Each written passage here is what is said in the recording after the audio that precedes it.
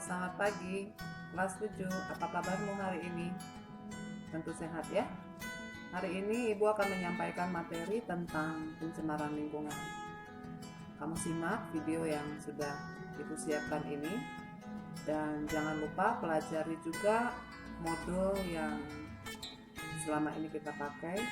Mudah-mudahan apa yang Ibu sampaikan ini boleh dimengerti. Selamat menyaksikan.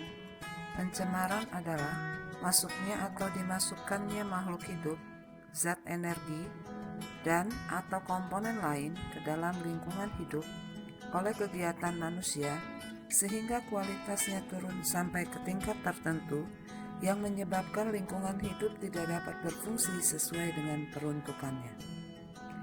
Zat yang dapat mencemari lingkungan dan dapat mengganggu kelangsungan hidup makhluk hidup disebut polutan. Polutan ini dapat berupa zat kimia, debu, suara, radiasi, atau panas yang masuk ke dalam lingkungan.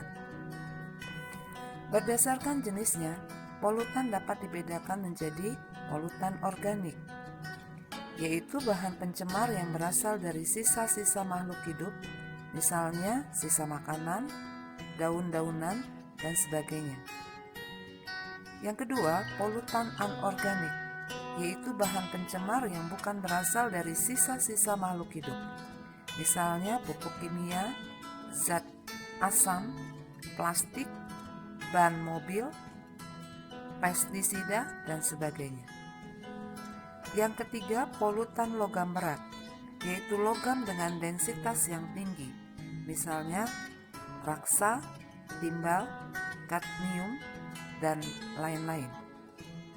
Yang keempat, polutan organisme, yaitu polutan yang berupa makhluk hidup, misalnya bakteri, protozoa, jamur, dan ganggang. Dan yang kelima adalah polutan energi, misalnya radioaktif, panas, maupun suara. Pencemaran air adalah masuknya makhluk hidup, zat, energi, atau komponen lain ke dalam badan air yang mengakibatkan kualitas air di tempat tersebut turun, sehingga tidak dapat berfungsi sesuai dengan peruntukannya.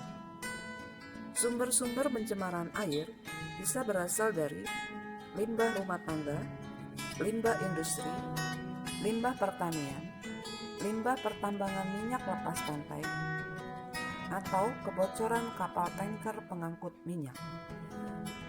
Dampak dari pencemaran air bisa menimbulkan gangguan kesehatan, dapat menimbulkan endapan, koloid, dan bahan terlarut. Adanya perubahan tingkat keasaman atau pH, terjadinya perubahan warna, bau, dan rasa pada air, mengganggu pemandangan, mempercepat proses kerusakan benda atau mengalami perkaratan benda, pemekatan hayati, yaitu terjadinya penumpukan bahan beracun pada makhluk hidup yang lebih besar karena memakan makhluk hidup yang lebih kecil di lingkungan perairan, dan dapat menyebabkan adanya eutrofikasi. Proses eutrofikasi merupakan masuknya pupuk pertanian, sampah dan kotoran ke bendungan atau danau yang menyebabkan peningkatan unsur hara di perairan. Peningkatan unsur hara mengakibatkan pertumbuhan ganggang dan eceng gondok menjadi pesat. Ini yang kita kenal dengan blooming alga. Ketika ganggang dan eceng gondok mati, mereka akan mengendap di dasar perairan sebagai sedimen. Proses penguraian bahan organik dari ganggang dan eceng gondok membutuhkan banyak oksigen.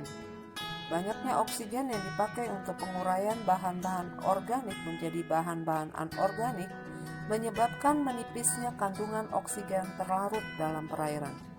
Hal ini menyebabkan hewan-hewan air kekurangan oksigen sehingga populasinya menurun.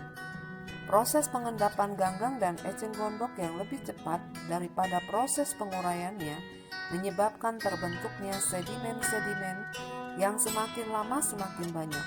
Hal ini menyebabkan pendangkalan perairan.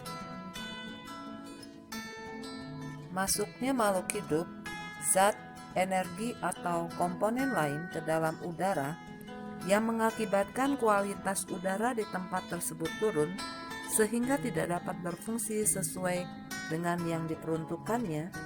Inilah yang disebut dengan pencemaran udara. Faktor penyebab pencemaran udara bisa disebabkan karena aktivitas alam.